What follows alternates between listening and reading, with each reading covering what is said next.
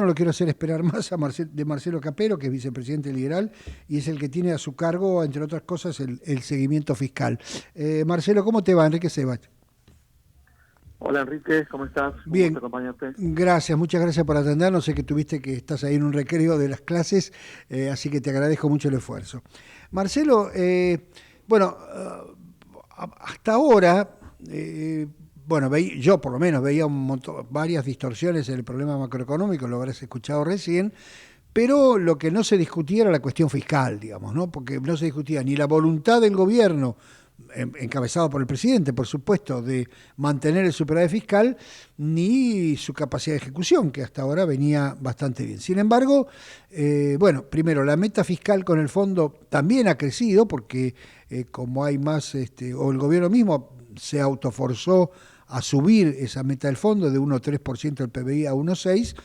Y bueno, estos meses ha habido movimientos diferentes o divergentes en la recaudación, en el gasto.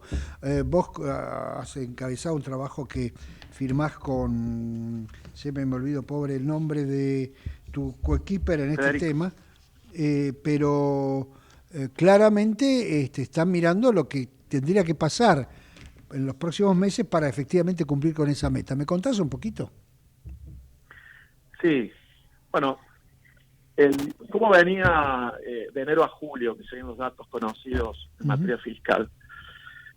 Por un lado, hay gastos que aumentan en forma automática porque están ligados a la inflación con 2 meses de retraso, principalmente las jubilaciones, las pensiones no contributivas, algunos planes sociales. Entonces eso va evolucionando por la inflación, ahí el gobierno no puede hacer mucho. Ese tipo de gasto de enero a julio, o sea, los primeros 7 meses del año, aumentaba al 24% anual real, o sea, Ajá. muy por arriba de la inflación. Por supuesto, comparando con los primeros 7 meses del año pasado, que fueron donde más hizo notar el ajuste Uh-huh. fiscal del 2024, ¿no? Uh-huh. Ahora, los otros gastos que no están atados a la inflación, nosotros les llamamos no automáticos o son gastos más discrecionales, estaban cayendo un 12% real, Uh-huh. 12 puntos por debajo de la inflación, de manera que compensaban una parte de lo que crecía el gasto automático y el gasto primario total subía un poco, Uh-huh. 2,4%, relativamente poco, para un año que es posterior al del gran ajuste que fue el año pasado. Uh-huh. Eso a nivel nacional, por Uh-huh. supuesto. Y haciendo alguna estimación de recaudación para la segunda parte del año, lo que vemos es que el gasto automático tiende a aumentar un poco menos, Uh-huh. porque bajó la inflación y porque además se compara contra una base de un gasto un poco más alta como es la última parte del año pasado. Va a aumentar, creemos, 15% el gasto automático, pero de todas maneras el gasto discrecional o no automático, que es todo lo demás, va a tener que de nuevo ser ajustado en un 12% anual, ya sobre una base más alta que es Uh-huh. la de los últimos 5 meses del año pasado, para que se consiga el superávit primario de 1,6% del 12% PIB, real, ¿no es cierto? 12% real de caída, ¿cierto? Correcto. ¿Qué es lo que sería el mismo ajuste que hubo en los primeros 7 meses del año? No es Uh-huh. acelerar el ajuste, sino mantenerlo Uh-huh. en los gastos discrecionales. Visto así no parece tan difícil, pero sí hay que tener en cuenta que es un ajuste sobre meses, porque estamos viendo el intraanual, Claro. sobre la segunda parte del año pasado, donde el gasto ya algo se había recuperado. Uh-huh. El mayor ajuste del año pasado fueron los primeros meses. Claro. Pero Marcelo, bueno, eso es para alcanzar el superávit primario de 1,6 del PIB, prometido al fondo, uh-huh.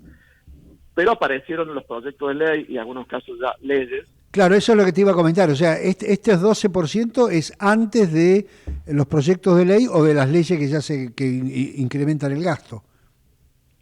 Claro, algunas ya se aprobaron, Uh-huh. algún veto que después se cayó, como el de discapacidad. Están los proyectos de los gobernadores, el proyecto para repartir los ATN Uh-huh. de forma automática, los aportes del Tesoro Nacional, y para repartir mayor porcentaje del impuesto a los combustibles a las provincias. Eso va a salir muy probablemente, y se me ocurre, Enrique, que si hay alguna negociación con los gobernadores ahora tras la Uh-huh. elección, y ante el llamado que ha hecho el presidente, iba a ser, me parece, sobre ese dinero. Claro. Sí, yo decía, no te quiero meter a vos en este lío, pero decía un poco en broma, un poco en serio, una cosa es citar a los gobernadores cuando tenés fortaleza, digamos, o venís antes de la elección del domingo, otra cosa es citarlos ahora en un contexto más, digamos, más de debilidad. Yo decía, bueno, la cena con los gobernadores le va a salir más caro a Milei que si lo hubiera hecho antes, ¿no? Sí, claro. O sea, antes de la elección fue a una reunión el secretario de Hacienda a decirles que no a las provincias, que no les daban nada de lo que las provincias pedían, que son estos 2 proyectos de ley, entre otras cosas. Y es probable que ahora tenga aquí el presidente a decir que sí. Me parece, claro, porque algo va a tener que ceder en la negociación con los gobernadores.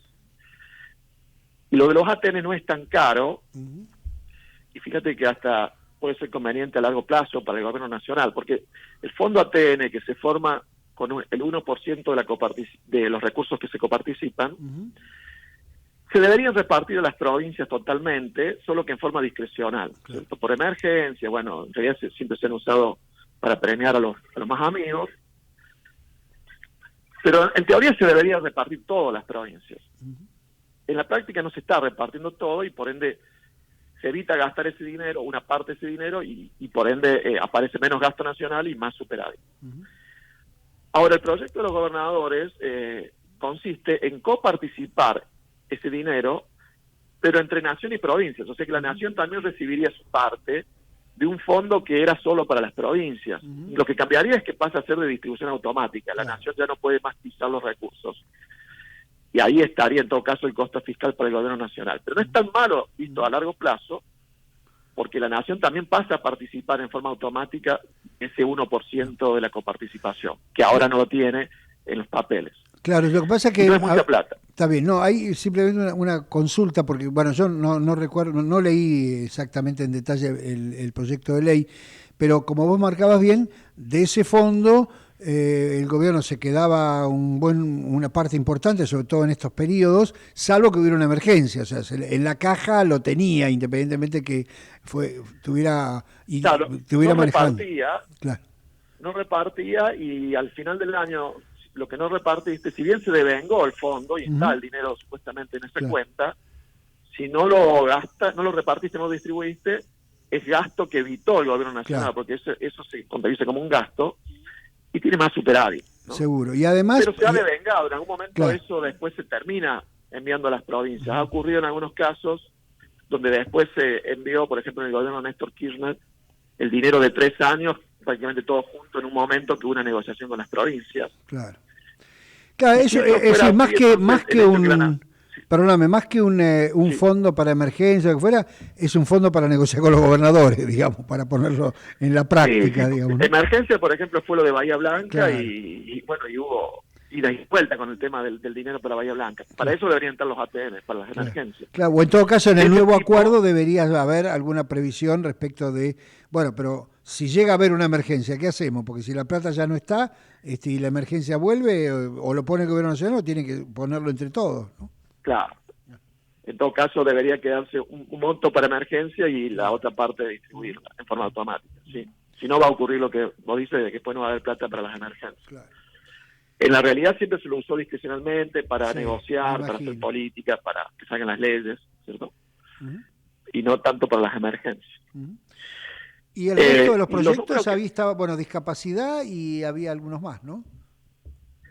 Sí, el de las jubilaciones, que después se vetó, y se mantuvo el veto. Después está lo de las universidades, que me parece que en este contexto postelectoral no le va a resultar fácil al gobierno vetarlo y mantener el veto también ahí. Son dos temas muy sensibles. Entonces, por ejemplo, si se termina, lo de discapacidad ya está aprobado y a su vez el veto se cayó. Si se aprueban los 2 proyectos de los gobernadores también, suponte que no se vete porque hay un acuerdo, se debería agregar un ajuste fiscal por 0,25% del PIB, que serían los costos de esos proyectos, y eso implicaría que en estos últimos meses del año, en vez de ajustar el gasto discrecional, en vez de ajustarlo un 12% real, había que ajustarlo casi 15% real. O sea, tenés que ajustar más el resto, Claro. si se aprueban los proyectos, para cumplir con la meta del FMI. Mayor esfuerzo en el resto del recorte. Perdóname que te interrumpa ahí, pero No es todo. ¿podrías Sí. hacer alguna magia contable en el sentido de postergar algún gasto de diciembre para enero o algunos pagos estos que quedan siempre pendientes? Pero bueno, quizá no sea un monto significativo de todas maneras, ¿no? Al no ser tan alto el monto, sí puede haber alguna creatividad en ese sentido. Eso, cuando es así, después sería demorar el devengamiento. Sí, claro. Si ya lo devengaste el gasto, queda contabilizado como gasto. Bueno, lo que pasa es que estas cosas se suelen ver con el base caja, Claro, y ahí es como decimos, si no pagás, no aparece en el gasto, ¿no? claro. Y no en el devengado. Bueno, Marcelo, perdón, Lo que sí, ese perdón, ajuste que completalo. está habiendo en el gasto discrecional no es parejo, porque en realidad lo que está ayudando mucho este año a alcanzar ese 12% de ajuste real en lo discrecional es el ahorro que ha habido en los subsidios en la energía, porque subieron las tarifas, o porque hay menos subsidios, pero también porque cayó el precio de la energía. Entonces, como se gasta mucho menos en subsidio de la energía, este año hay un ajuste de ese gasto del 56%, en realidad en el resto de los gastos discrecionales el ajuste no está siendo tan bravo como ese 12% real que recién planteábamos, ¿no? Entonces, por eso este año el recorte del gasto es bastante menos problemático que el del año pasado, que sí fue generalizado y en niveles muy altos y en algunos casos insostenibles, ¿no? Como por ejemplo la obra pública. ¿Cuánto se puede mantener la obra pública prácticamente inactiva? Y un año, dos. Y luego va a haber ya inconvenientes muy grandes, ¿no?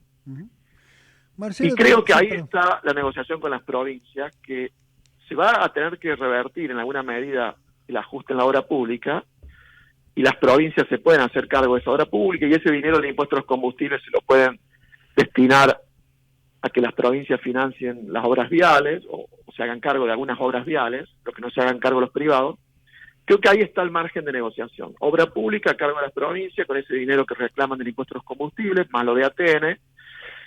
No es tanto dinero, y a su vez algo ha cambiado después de las elecciones. Me parece que algo va a tener que ceder el gobierno nacional. Clarito. Marcelo, te llevo ahora a las cuentas provinciales, digamos. ¿Han hecho ajuste las provincias? ¿No lo han hecho? ¿Están pidiendo plata, pero en realidad podrían haber conseguido una performance mejor con su propia administración? El año pasado ajustaron bastante, no tanto como la Nación, pero fue un ajuste de 2 dígitos, o sea, una caída del gasto real, si mal no recuerdo, el 17% promedio en las provincias. En la Nación fue superior al 20% el ajuste real. Como licuación de salarios públicos y de jubilaciones. Este año, como recién mencionábamos, a nivel nacional sigue habiendo algún ajuste, y además hay cierta reforma del Estado, especialmente de la planta del personal. En cambio, las provincias este año ya no tienen ajuste, no ajustan la planta de personal, no hay reforma del Estado, y algo han recuperado los salarios y las jubilaciones, con lo cual este año está aumentando bastante el gasto en provincia. En el primer trimestre, que hay datos de todas las provincias, el gasto estaba subiendo 14% real, o sea, 14 puntos por arriba de la inflación. Recién dijimos que la Nación, el gasto subía 2,4%, subía 14% en las provincias. Y para el primer semestre, con datos de 8 provincias que han publicado, sigue habiendo un incremento del gasto importante, en esas 8 provincias un promedio de 11 puntos por arriba de la inflación. Bueno, esos son los ingresos, por acá tengo el dato del gasto. El gasto está subiendo 24, casi 25% en las provincias, en 8 provincias por arriba de la inflación. Por supuesto, desde Ciudad de Buenos Aires, donde el gasto real aumenta 17%, a Formosa, donde sube más del 40% real, ¿no? Pero sí, las provincias este año están perdiendo buena parte del ajuste que habían hecho el año pasado. Eso es problemático, no solo que disminuye el superávit fiscal de las provincias, sino que también cada vez va a ser más difícil bajar impuestos. Claro. Y entre otras restricciones de las que vos enumeraste hace un rato, de los problemas que hay en la economía, está la de que hace falta bajar impuestos para tener más competitividad, Ujú. y si las provincias desajustan el gasto, cada vez tienen menos espacio fiscal para bajar ingresos brutos, para bajar el impuesto de sellos, y pasa a ser un problema ya para la competitividad de la economía, no solo fiscal, sino para la competitividad de la economía. Y por el lado de los ingresos no les había ido tan mal, ¿no? Este año. No, los ingresos están aumentando en el primer semestre en esas provincias con datos, 11% real. O sea, Ujú. tienen 11 puntos más de recursos que por arriba de la inflación que el año pasado. No es poco. No, claro. Pero así y todo, el gasto aumenta mucho más rápido. Ujú. Se está perdiendo la oportunidad. Yo recuerdo haber hablado con vos, me parece que fue a principios de año, Sí, sí, y que decíamos, hay que hacer un acuerdo fiscal con las provincias ya en ese momento, claro. suponte que haya sido febrero o marzo Sí, sí, de este año, porque es un año electoral y después cuando las provincias aumentan el gasto, eso no tiene retroceso. claro. Entonces, cada año que pasa sin ajustar o gastando mucho es menos posibilidad después de hacer reforma tributaria. Ujú. Y bueno, ya se perdió un año Ujú. electoral con gran aumento del gasto. Esperemos que ahora haya un ajuste, un acuerdo para el año que viene, Ujú. donde tanto nación como provincia se comprometan a que, por ejemplo, de lo que yo planteo, a que el gasto no aumente más que la inflación. Ujú. Si el gasto va a la par de la inflación y la economía crece, la recaudación crece más que la inflación, te deja algún margen ahí o para tener más superávit o para bajar algunos impuestos sin caer en déficit fiscal, ¿no? Claro, porque además, que como vos lo planteaste, bueno, lo planteaste vos así a principios de año, eh, finalmente, eh, por el argumento del gobierno de que, bueno, nosotros aún en un año electoral no tenemos plan platita, nos seguimos ajustando, no, etcétera, etcétera, que tiene parte de verdad, también tiene parte de, yo no diría de mentira, pero tiene parte digamos, de inexactitud en el sentido de que este año no se hizo nada en términos de pavimentar el camino, dicho metafórica y no tan metafóricamente, para mejorar la situación estructural de competitividad de las provincias y de la nación, porque, como vos decís, no ha habido acuerdo con los gobernadores para bajar impuestos, por lo menos para no seguir subiendo el gasto. Vos mencionabas antes el tema del empleo público en las provincias, que es una especie de juego de pinzas, porque no bajás, no mejoras el tema impositivo, no atraes inversión privada, y simultáneamente si haces el ajuste público terminás aumentando el desempleo. Entonces, todo eso hemos perdido un año prácticamente. Y un año electoral, digamos, donde Claro. el gasto generalmente acelera, además. Ujú. este y además se ha perdido alguna oportunidad, que eso que también lo hablamos en su Ujú. momento, claro, porque se había bajado derecho de exportación en forma transitoria Así es. y después pasó a ser permanente más recientemente, Ujú. y las dos veces se ha perdido la oportunidad de ligar la reducción de los derechos de exportación a que esté vigente en cada provincia, si la provincia a su vez baja algún impuesto, que debería ser más Ujú. probablemente ingresos brutos, Claro. pero no solo ingresos brutos al campo, sino metas de ingresos brutos en otros Ujú. sectores o aspectos de ingresos brutos. Hay forma de lograrlo, Ujú. a lo mejor para eso no hay que bajar la alícuota de derecho de exportación derecho viejo, sino que hay que condicionarlo con algún sistema de bonos fiscales o algo para poder identificar dónde está localizada la producción, en qué provincia. Imagínate los gobernadores que suelen pedir la reducción de derechos de exportación haciendo política, ¿cierto? Para que conseguir el voto de sus chacareros. Si los ponen contra la espalda y la pared de que tienen que bajar ingresos brutos para que rija la baja los derechos de exportación, van a terminar bajando ingresos brutos. Y se pierden esas oportunidades. Ujú. Cuando hay un sacrificio fiscal de la nación, de lograr que las provincias hagan algo parecido, Ujú. ¿cierto? Condicionarlo, Claro. que me parece que es algo muy efectivo cuando se trata de que las provincias se sumen Claro. a un proyecto en favor de la competitividad, ¿no? Sí, Para sí. eso falta un acuerdo fiscal. Claro. Con vos hemos hablado de eso Ujú. en la radio y fuera de la radio y En todos sabemos que... lados, digamos. Pero sí, lo que pasa, Marcelo, es que además, y vos lo marcás muy bien y siempre lo marcaste muy bien y por eso quiero subrayarlo porque sos uno de los impulsores de estas cosas. Yo siempre recuerdo siempre cito una frase de Milton Friedman, porque a Friedman, esto te estoy hablando a finales de la década del 60, yo era chiquitito, pero lo vi después, le preguntaban, le decían, bueno, esto no va a cambiar hasta que no haya gente buena en el Congreso y gente buena en los gobiernos. Y él decía, no, no, no, ustedes están equivocados. Puede haber gente buena por casualidad o no, pero acá hay que tener los incentivos adecuados para que los malos voten cosas buenas o los malos hagan cosas buenas. Y vos siempre planteaste el hecho de que si vos le decís a un gobernador que políticamente tiene la presión de sus chacareros, como vos le decías, de que pida por bajar ingresos, retenciones, pero decís, bueno, ok, te bajamos las retenciones y vos bajás ingresos brutos, esa presión va a hacerse efectiva porque si no, no los van a votar. O sea, hay que generar este mecanismo de incentivos que parece que no está en el... Curiosamente, ¿no es cierto? Teniendo en cuenta que el presidente es un economista, no está digamos, en el menú, ¿no? No, bueno, los políticos, digamos, no solo en Argentina, Sí, sí. si uno no quiere darle, digamos, tiene que pensar que siguen siempre lo que maximiza los votos que van a conseguir Claro. o minimizan los votos que van a perder al Mm, momento de tomar decisiones. mm, Entonces, los incentivos tienen que ir hacia ese lugar, mm. porque a los gobernadores y a los intendentes no los votan por la inflación o por No, claro. eh, la competitividad. Los votan por la obra pública, si tienen un buen servicio público. Entonces a ellos no les interesa mucho el tema de la competitividad porque es un problema nacional. O sea, Claro. el que pierde votos por la inflación o por los problemas de pérdida de empleo es el gobierno nacional y el presidente, todo lo que hace el gobierno nacional. Entonces no tienen incentivo desde el punto de vista de la política a colaborar en bajar impuestos y hacer reforma del Estado. No tienen incentivo desde el punto de vista político. Si no el incentivo se lo ponen desde el gobierno nacional, es decir, vinculando el incentivo a alguna ganancia o pérdida de votos Ujú. que puedan tener esos gobernadores, no va a ser efectivo. No lo van a hacer por buena gente, aunque haya buena gente. Aunque haya buena gente, exactamente. Marcelo, muchas gracias por estos minutos. Los hicimos descansar a los alumnos, pero creo que tenés que volver.